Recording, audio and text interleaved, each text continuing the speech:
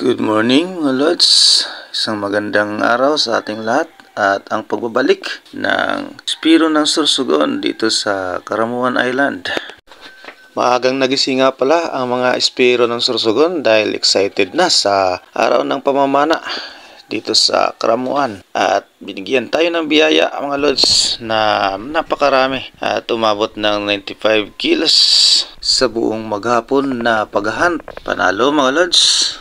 Kasama ang mga tropa, patungo kami sa spot na hindi pa namin nararating mga Lods. At kaya naging excited dahil medyo malayo ang distansya at nabot na may isang oras ang biyahe namin mga Lods. Pero ayos naman at nakadali pa rin doon sa spot na yun mga Lods kahit na medyo malakas ang agos.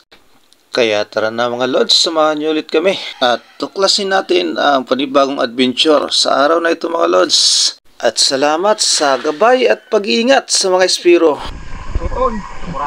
Ang oras ay alas 5:16. Okay, let's go. Biyahe tayo. Samahan nyo ulit ang napakagandang morning na ito mga Lods. Alright. Wow. Tayo na't gumala sa malawak na karagatan. Bitbitin na ang spear gun at ibang kagamitan. Sisirin ang kailaliman, tuklasin at hangaan. Bahura na makulay at manis na tumikinang. Ano man ang paraan, subukan mo na lang manalo. Tara na at hulihin sa Dito na kami sa area. diskarte. May laman at malalim, ito naman ang hukumin. Tara na gintong lumalangoy. Alright, preparasyon.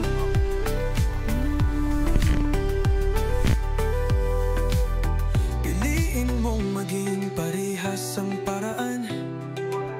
Huwag mong sirain ang karagatan. Magpasalamat sa biyaya na galing sa ating inang dagat. Tayo na at malaman na di tayo isang talunan.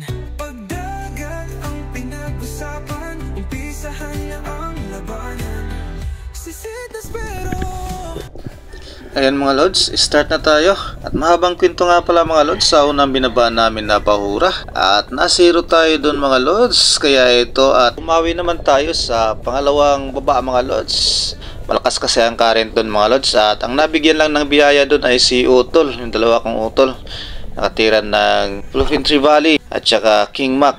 Dalawang GT na rin mga Lods, kaya panalo na rin yon. Hindi man tayo nakakuha sa spot na yun mga Lods, pero bumawi naman kaagad tayo mga Lods sa sumunod na bahurang pinunta namin. At eto na yun mga Lods, isang panalo kaagad mga Lods, isang coral trout na nadali natin. Huwag mong sirain ang karagatan. Magpasalamat sa biyaya na galing sa ating inadagan. At malaman na di tayo isang talunan. Pagdagat ang pinag-usapan, umpisahan na ang labanan. Sisid na spero, ano man ang paraan mo. Subukan mo na lang manalo. Tara na at hulihin sa paraan mo. At diskarte, may laman at malalim, ito naman ang huhulihin. Tara na gintong lumagoy.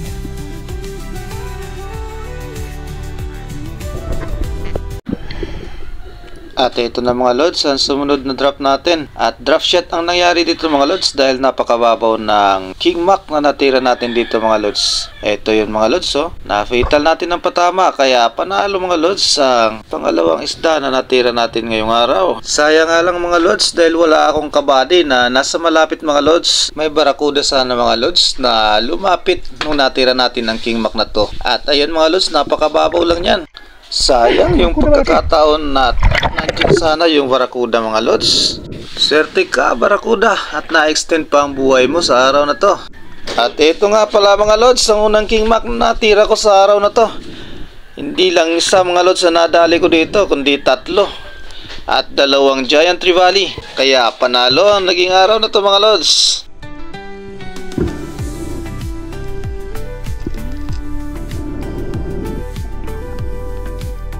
Piliin mong maging parehas ang paraan.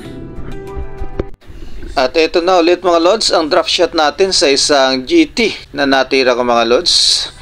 Napakababaw lang nito mga lods, pero pinahabol ako hanggang sa umabot na natira ko ito mga lods. At napaganda naman yung patama natin dito, kaya hindi naman nakalayo mga lods. Magkasunod lang pala ito mga lods, at saka yung King Mac na nauna kanina. At tapos ko may tuhog yung King Mac mga lods, ito na ulit ang nagpakita. Kaya napakaganda mga lods ng pagkakataon na ibinigay, at dalawang isda kagad ang natira natin. Sa maiksing minuto mga lods ay panalo na ang natira natin na isda.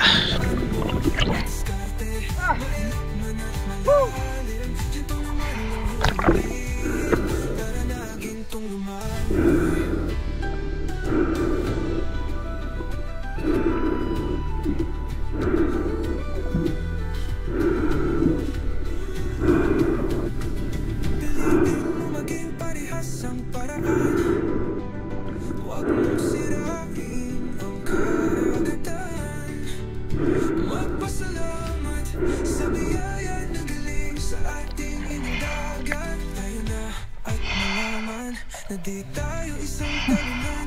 Pagdagat ang pinag-usapan, isahan na ang labanan. Sisid na spero, ano man ang paraan mo. Subukan mo na lang nanalo. May sarap pa! May sarap pa taligi!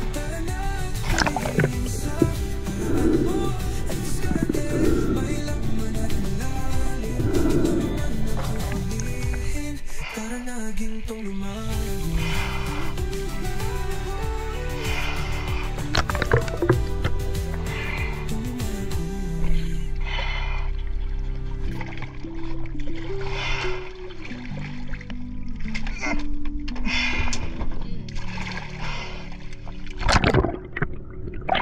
May taligi pa! Ay, sida! Harayun! Kato lang di saro! Hararo ini! Pasti na dyan nakababawan ano? Ha? Seda? Ayaw na yata ako sa ibong!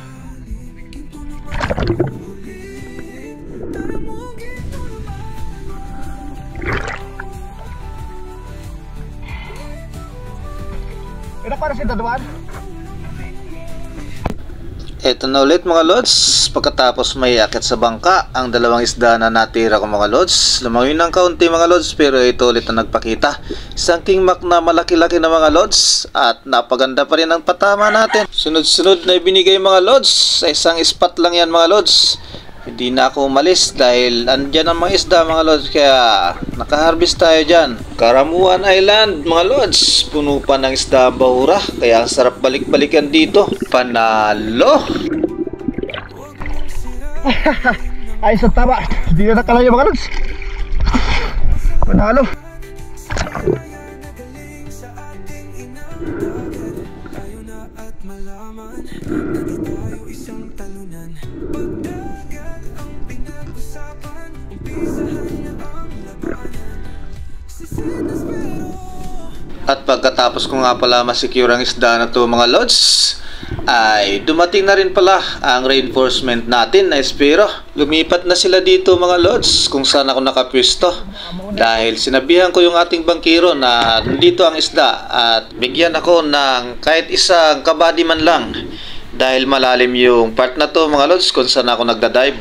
Mas okay kasi na lagi tayong may kabady mga lods, lalo na kapag ganito ang mga spot na dinadive natin. Hindi lang puro tiwala sa sarili, kailangan din natin ng dubling pag-iingat pa rin, kahit na alam natin na kaya natin. Kaya mga lods, mga bro, dive safe tayo palagi, kahit na saan man tayo mag-dive na part, mababaw man yan o malalim, basta dubling ingat pa rin tayo lagi mga bro.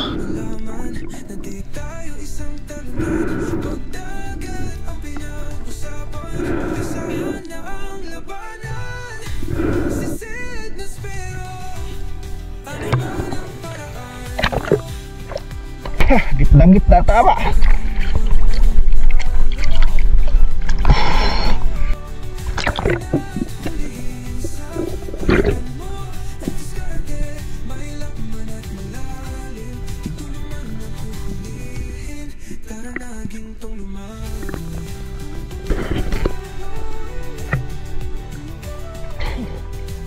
Kan ako tatanigin ini.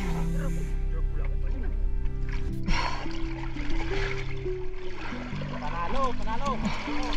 Magpanaw kan ba na ba tanigi na magrani? Magpanaw ka ba lagi bago tanigi na naman nagrani? Manama pala. At ito na ulit mga bro, ang next dive natin. At ito ay draft shot na naman ulit. Pagkatapos bumaba nila Otol, lumabanti ako ng kaunti. At ito na naman ulit ang nakita ko mga lods. Isang King Mac na naman at malaki-laki na rin. Hindi natin na fatal ito mga lods, kaya medyo mahaba-haba yung nahatak sa ating line. Pero ayos lang naman to mga lods dahil di naman naubos yung line natin, kaya tinawag ko na rin ang ating kabady dyan mga lods para ma-second shot sana mga lods ang natira ko na ito na King Mac. Pero habang lumalapit naman ang ating kabady mga lods ay may napansin ako na may isa pang King Mac. Medyo maliit-liit nga lang sa natira ko na ito mga lods. Pero sinubukan ko pa rin mga lods na tirahin at ito yung nangyari mamaya mga lods.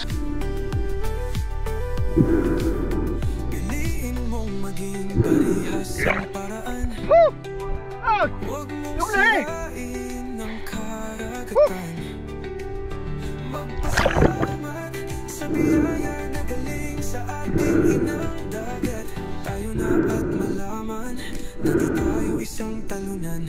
Pagdagat ang pinag-usapan, umpisahan na ang labanan. Sisitas pero ano man ang paraan mo, subukan mo na lang manalo. Tara na at hulihin sa paraan mo at diskarte. Medyo natagalan nga pala ang ating kabady dyan mga lods. Ayun na nga mga lods, naandyan na sana yung isang King Mac.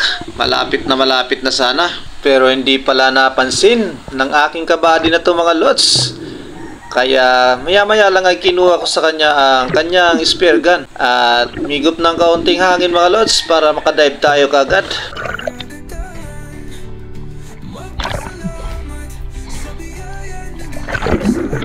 At ito naman ang nangyari mga lods. Dahil hindi pa natin gamay ang spear gun ng ating kabro, hinahabol ko na ito mga lods, ang isang King Mac na to dahil medyo palayo na. At nag-close open na rin tayo para mapansin tayo nito mga lods. Pero lumingon lang ng kaunti mga lods at nabigyan tayo ng pagkakataon para makatira. At ito ang nangyari mga lods. Medyo napababa yung patama ko dito mga lods at sumabit pa sa aking uluan ang breakaway line ni Bro Arnie. Kaya tuluyang nakapunit na ang isda na to mga lods. Sayang naman. Around 4 kilos na rin yun mga lods. At panalo na rin sana yun.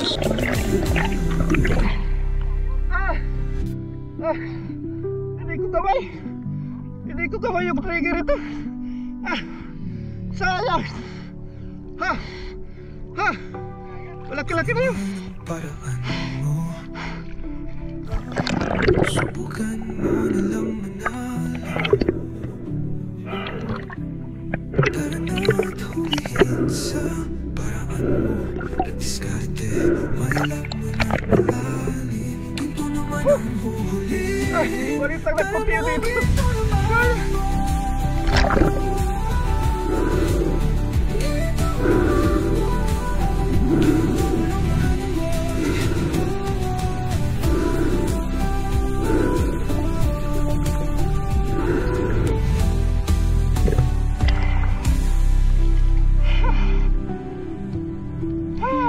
Dalawa sana kayo. Nabawa na.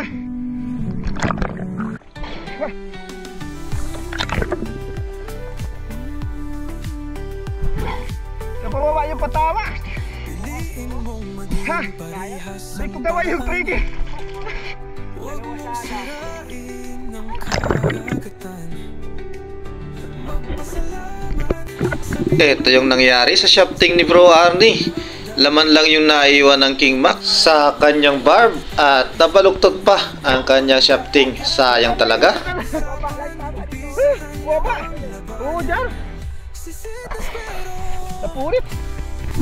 At ang sumunod na drop natin mga lods ay ito na yon. Sinubukan ko nga pala mga lods na bumaba sa bahura na ito dahil napakaraming bite fish sa paligid. Bilang isang hunter mga lods sa ilalim, ito yung palagi nating inaabangan pag ganyang karami ang bite fish na makita natin. Excited tayo na laging mag-dive sa ganitong part dahil hindi natin alam kung anong isda ang makita natin mga lods. Kaya ito na yun mga lods. Bago tayo lumapat mga lods sa bahura na ito ay palinga-linga tayo kung saan banda at kung saan parte manggagaling ang isda mga lods. Pero paglingon ko sa may bandang likuran ko mga lods ay ito na yung nakita ko. At napakalapit na nito mga lods, akala ko palayo na. Pero ito mga lods at lumapit pa ng gusto. Napakaganda ng patama natin mga lods. Paralisado ang isda kagad mga lods. At napakagaan mga lods. Iangat ang ganitong isda pag fatal ang patama mga lods. At ayun nga pala mga lods, ipaibabaw ako. May nakita pa akong dalawang King Mac mga lods na lumapit pa sa distansya natin. Pero wala na tayong magagawa dyan mga lods, kaya diretso na tayo paahon. At pagkaahon ko mga lods ay itinuro ko naman sa ating mga kabady na nandyan lang sa malapit. Pero agad naman silang nag-dive at hindi na inabutan to mga lods. Sayang. Ay, King Mac ko! Ay, King Mac!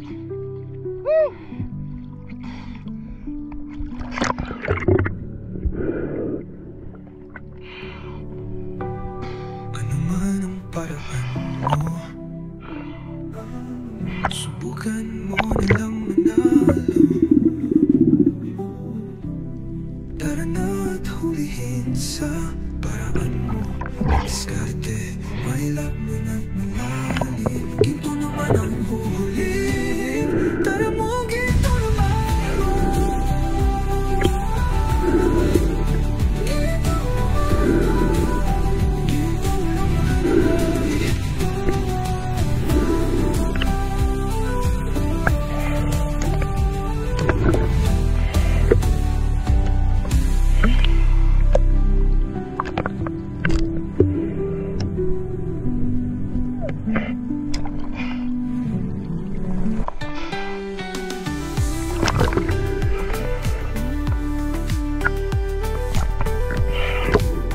Piliin mong maging parehas ang paraan. Huwag mong sirain ang karagatan. Magpasalamat sa biyaya na galing sa ating inang dagat. Tayo na at malaman na di tayo isang talunan. Pagdagat ang pinag-usapan.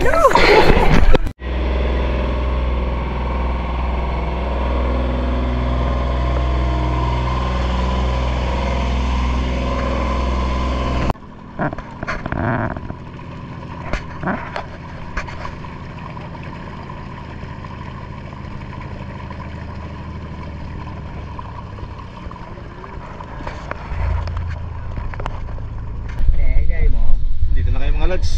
Panalo ang dive na to. Ayos. Puro mamaw. Mamaw, ang daming mamaw.